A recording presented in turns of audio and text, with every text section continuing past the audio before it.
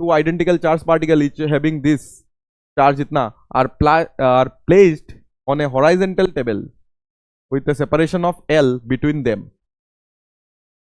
in equilibrium. ठीक है, तो देखो ये दिया हुआ है कि तुम्हारे पास एक ऐसे टेबल है, ठीक है, और इसमें क्या हुआ सर, इसमें दो आइडेंटिकल चार्ज को रखा गया, ठीक है, इसमें दोनों आइडेंटिकल चार्ज को रखा गया, ठीक है, जिसका मास दिया है और जिसका चार्ज दिया हुआ है। तो इसका अगर मास दिया हुआ है तो मास लिखते हैं इसका, सर इसका मास है 10 ग्राम, ठीक है, इसका मास 10 ग्राम है, सर इसका भी मास 10 ग्राम है, ठीक है, दोनों का मास 10 ग्राम है, और दोनों का चार्ज जो है ना सर वो इतना है, देखो इतना ही है ना, हाँ,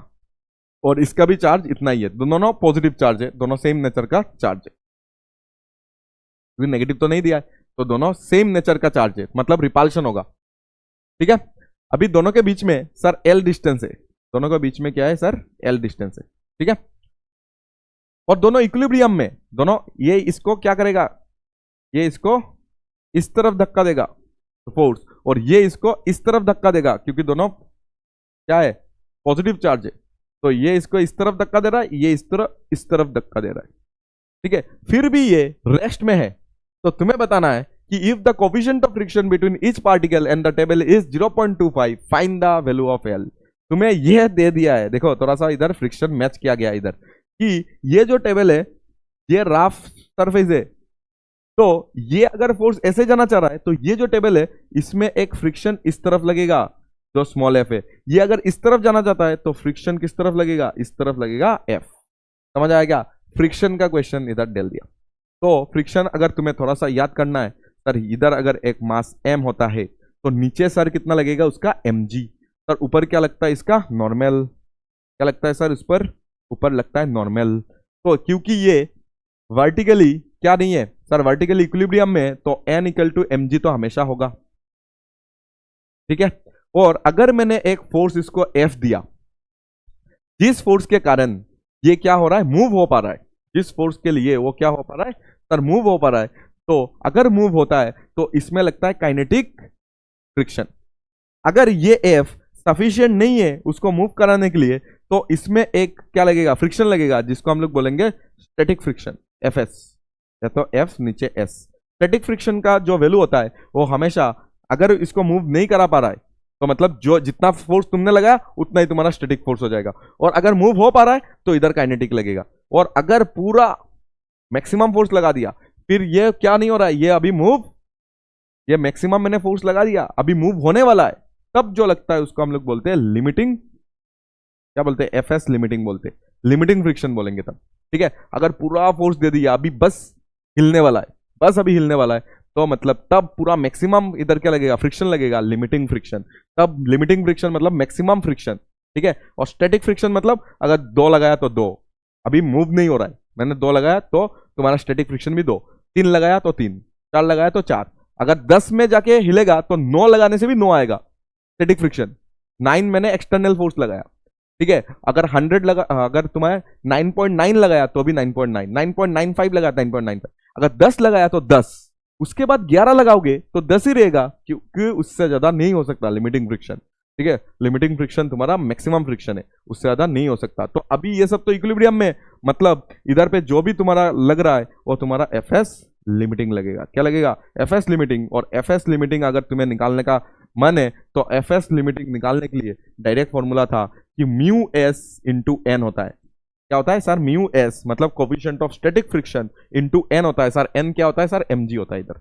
n क्या होगा सर, mg होगा। ये थोड़ा कॉन्सेप्ट है और इधर पे लगा सकते हो, क्योंकि ये फोर्स और ये फोर्स बराबर होने से ही ये रेस्ट में होगा, तो मतलब इलेक्ट्रोस्टैटिक फोर्स जो F आ रहा है it should be equal to Fs limiting जो आएगा उसके बराबर आएगा, तो ये रेस्ट में होगा, ठीक है। तो F सर कितना आएगा, F तो सर आएगा K Q1 Q2 by r square, sir K Q1, दोनों Q तो सेम ही है सर, K Q1 Q2 करने से दोनों का स्क्वायर हो जाएगा, ठीक है, डिवाइडेड बाई सर दोनों का स्क्वायर हो जाएगा, L स्क्वायर हो जाएगा, और सर लिमिटिंग सर क्या आएगा, लिमिटिंग आएगा म्यू तो सर दिया हुआ है, ठीक है, ये लिमिटिंग देखो मैंने इधर फॉर्मूला लिख दिया, लिमिटिंग दिया है दैट इज 0.25, और साथ में सर मुझे क्या करना पड़ेगा, साथ में मुझे n को इंटू करना पड़ेगा। सर n क्या होगा, सर एन क्या होगा सर, नीचे लग रहा है mg, मतलब 10 जी है ना, जी मतलब इसको केजी में लेके जाओगे तो -3 और इंटू ये देखो m हो गया m, और साथ में मुझे क्या इंटू करना है जी, जी मतलब इधर 10 इंटू कर रहा हूँ, ठीक है। तो ये हो जाएगा तुम्हारा 100, तो ये हो जाएगा 10 टू द पावर -1, क्या हो जाएगा 10 टू द पावर -1 हो जाएगा तुम्हारा mg का वैल्यू। देखो मैंने म्यू n कर दिया, n का वैल्यू मैंने इधर पे लिखा है कि mg, n का वैल्यू क्या हो जाएगा mg हो जाएगा ना, इसमें जो भी नॉर्मल लग रहा है वो तुम्हारा क्या हो जाएगा mg के बराबर। m कितना है सर 10 ग्राम, तो ग्राम को मैंने केजी में कन्वर्ट कर दिया, और g सर कितना है 10 10 10 100 और इधर -3, तो इधर -1 हो जाएगा, समझ आया।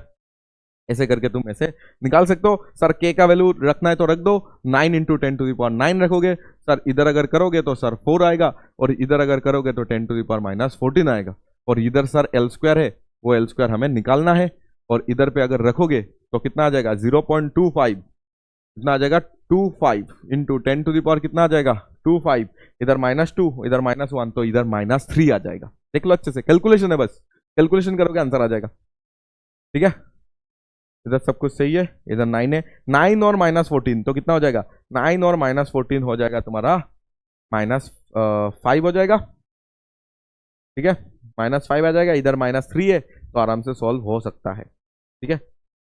इसको अगर इधर अगर मैंने कर दिया तो सर इधर 9 इंटू 4 तो 36 हो जाएगा,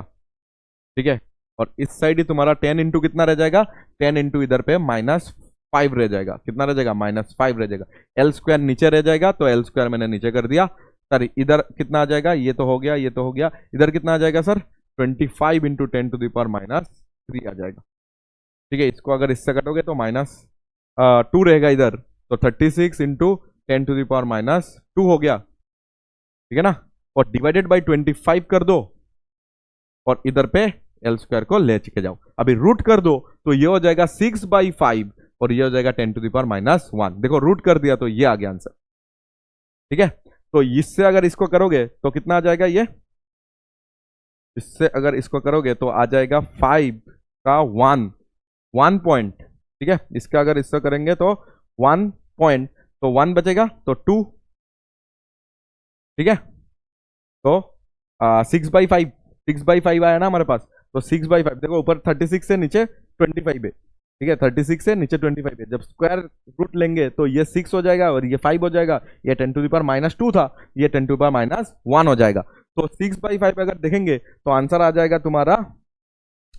1.2, 1.2 आ गया ये आंसर। तो 1.2 इंटू 10 टू द पावर -1 है, ये तुम्हारा एल होगा, तो इसका -1 और इधर दे देंगे तो ये आ जाएगा 0.12, और ये सब कुछ हम लोग ने मीटर में कन्वर्ट करके किया था, ऐसा यूनिट में किया था, तो आंसर आ जाएगा 0.12 मीटर, ठीक है। अच्छे से देख लो, कैलकुलेशन तो सही है, फिर भी तुम चेक कर सकते हो, तुम पहले अपना कॉन्सेप्ट को सही करो कि तुम्हें क्या आता है, क्या तुम्हें क्या आता है, तुम्हें फ्रिक्शन का थोड़ा बहुत नॉलेज है क्या, फ्रिक्शन का अगर नॉलेज चाहिए तो एफ के